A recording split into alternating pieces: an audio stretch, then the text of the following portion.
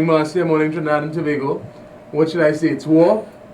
That very dotish. Anyway, good. But the fact is, now the Prime Minister has retracted that statement. But the vigor and the anger in his voice when he made that statement just demonstrates his thinking and his approach. Was it a retraction so much as an amplification? It's amplification. It's not a retraction. I don't see it as a retraction. Not at all. Because what he's saying is that he's qualifying it, saying it's not a literal war. Yeah. But war can take psychological, figurative, all sorts of war. Absolutely. But you have identified a group of people in the country that you think are opposed to you, and your approach to it is not to mediate, not to sit with them, not to discuss, let's see how we could develop, but you send a message, you're at war with them. Now, what I would love the Prime Minister to do is pick a war with crime, pick a war with high food prices, pick a war with the failing healthcare system we have, pick a war with poverty in this country. Tell us you're in war with those things that are menaces to our society. But instead, you prefer to defend the construction industry, defend UDCOT so much so that you will go to war with these people. Yeah. It just shows where our mentality is, And I have to start keeping a note of all these famous quotes we have, starting with, you can't complain if you didn't vote for us. Yes. But it's demonstrating a mentality of callousness towards the citizens. Yeah. You have no regard for us. And, I'm beginning to wonder whether Patrick Manning has something personal against the citizens. Everybody, PNM, UNC Corp, people who are not interested in voting, because his whole approach is anti-people. And, you spend all this money. Look at all the resources spent on foreign labor, foreign architects, consultants. All that money leaves the country, That there's no benefit to the economy here.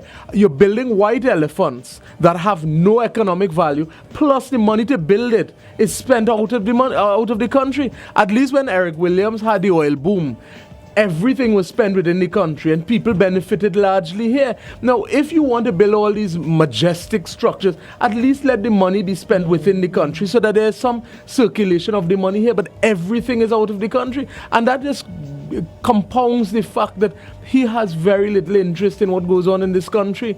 And we almost as citizens are being punished for his grandeur ideas and this administration's failure. Now, look at all the things, from the property tax, the increased electricity rates, to all the other impositions. We're going to have the WASA meters being put in very soon, and also WASA is saying that they're going to increase the rates so that they're going to regulate how much water you have. So you're going to be punished for using water, and literally high fees are going to regulate that you do not use much water.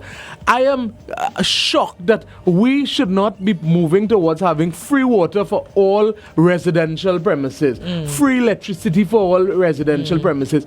You have all these big industries in this country that thrive on oil and gas. We produce, you want to build smelter, you have all these fanciful things, you make all sorts of concessions for them, but you punish the citizens.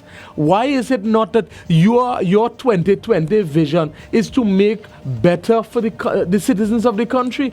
You get up and you say that this war with the construction industry is to benefit the citizens. How are you benefiting the citizens? Trinidadians and Tobagonians are very simple people. Give us safety, give us low food prices, make us feel safe, give us good education. Basic fundamental amenities is all the people of the country ask for. But instead now, because of your ill spending and your mismanagement, you're going to have to find ways to punish the people. And that can't be fair.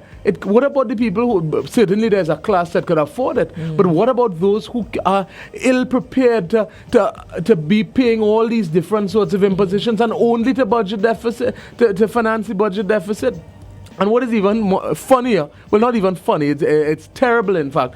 I read in the newspapers that there are people going around posing as property tax collectors and attempting to be robbed. So now you have a whole other arena arising. You don't know who these people are, and an ID card is not sufficient. It's so easy to falsify an identification card, and people are unaware whether to allow these people into their house, their bedroom, whether they have to measure this or that, and you're going to expose your citizens to even greater ills. So that it's almost everything they try to do is anti-citizens.